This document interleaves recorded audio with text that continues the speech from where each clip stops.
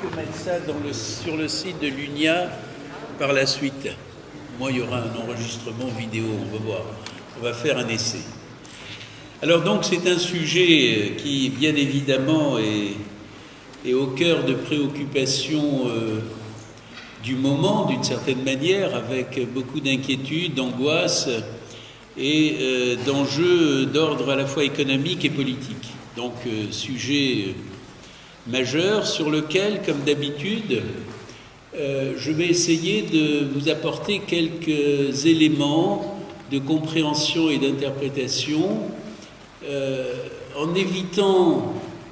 la dimension journalistique avec les lieux communs que vous pouvez éventuellement trouver dans les journaux, plus ou moins spécialisés,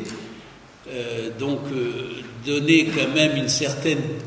tenue à ce que je vais vous dire. Par ailleurs, je suis conscient que ça peut paraître parfois un peu compliqué ou un peu technique, donc je vous laisserai, comme d'habitude, ma présentation PowerPoint complète pour les membres de l'UNIA de façon à ce que vous puissiez la revoir, et je vais essayer d'être le plus pédagogique possible. Alors, en introduction, ce que je peux dire quand même, c'est essayer de ne pas oublier l'essentiel sur le plan de l'histoire des peuples, et notamment des peuples européens, et le fait que l'Union européenne, quand elle se construit après la Deuxième Guerre mondiale, avait un objectif, certes politique, mais a commencé à se construire sur des bases économiques. La communauté économique du charbon-acier dans les années 50 a été suivie ensuite par la création à 6 pays de la communauté économique européenne, qui a ensuite donné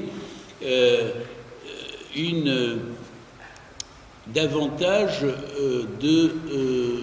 qui a ensuite été, je vérifie que oui, c'est bien ça, qui par la suite donc s'est élargi à d'autres pays et qui a pu en fin de compte donner déboucher sur l'euro. C'est un peu cette dimension que je souhaitais, cette dimension historique que je souhaitais ici souligner, en précisant que progressivement, si au départ on avait bien une préoccupation d'ordre économique, communauté économique du charbon et de l'acier, communauté économique européenne, accord de libre-échange, etc., progressivement, les préoccupations politiques l'ont emporté. Et quand on est passé à l'Union européenne et aux accords de Maastricht, là, véritablement, on était dans une dimension plus politique qu'économique. Et donc, en 92, lorsque le traité de Maastricht jette les bases des institutions européennes, il justifie et il explique comment on va progressivement aller vers une monnaie commune, et c'est à ce moment-là que se crée l'Union économique et monétaire. Le 1er janvier 2001, date officielle de basculement de 12 pays européens qui ensuite se sont élargis à 6 autres pays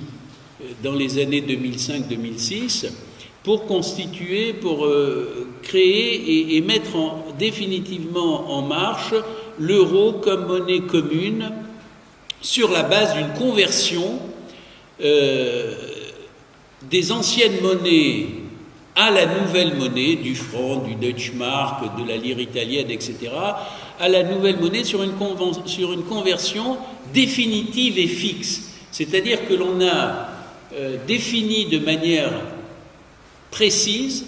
le taux de conversion des anciennes monnaies dans la nouvelle monnaie. Et à partir de là, ça n'a plus bougé. Ce qui signifie que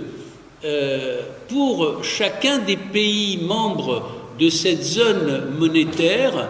le taux de change apparaît définitivement comme fixé et ne peut plus bouger. Et c'est cette décision qui a fait l'objet plus ou moins de réflexions d'ordre économique sur le choix de la parité ou du taux de change de conversion, mais qui finalement a imposé en quelque sorte à l'ensemble des pays membres de la zone une décision qui avait un caractère éminemment politique. Et cette décision politique n'a pas pour autant débouché sur un engagement politique fort, c'est-à-dire que l'on n'est pas allé jusqu'au bout de la dimension politique de la création d'une monnaie unique. En d'autres termes, on a créé cette monnaie, je vais vous montrer par la suite dans quelles conditions de réflexion économique derrière cette création, mais pour autant,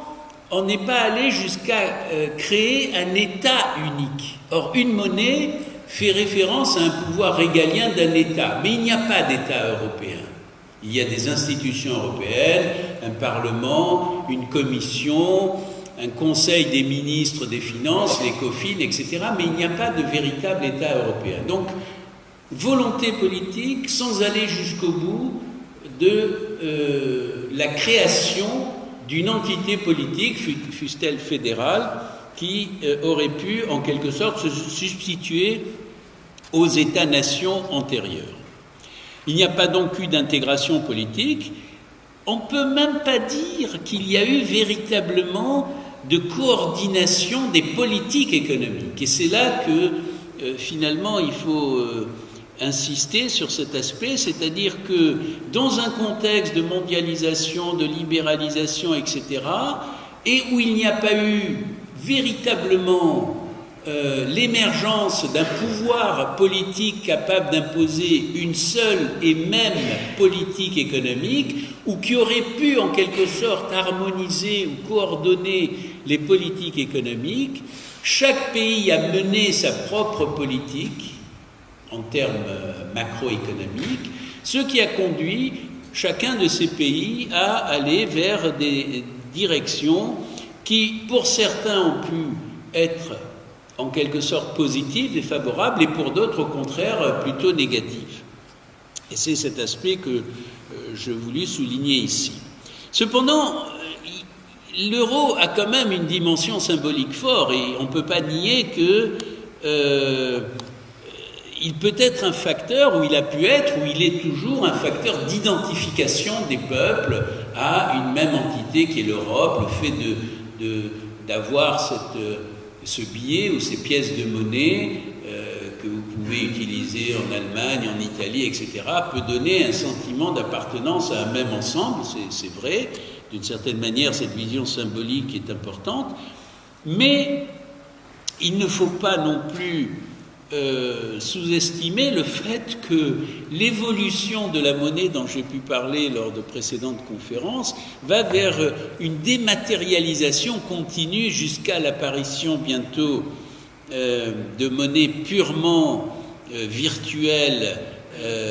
qui, avec votre smartphone, va vous permettre de payer tout ce que vous voulez. Donc le caractère fiduciaire de la monnaie fiduciaire, les pièces et les billets, risque à terme de disparaître, et à ce moment-là, l'euro deviendra une simple unité de compte.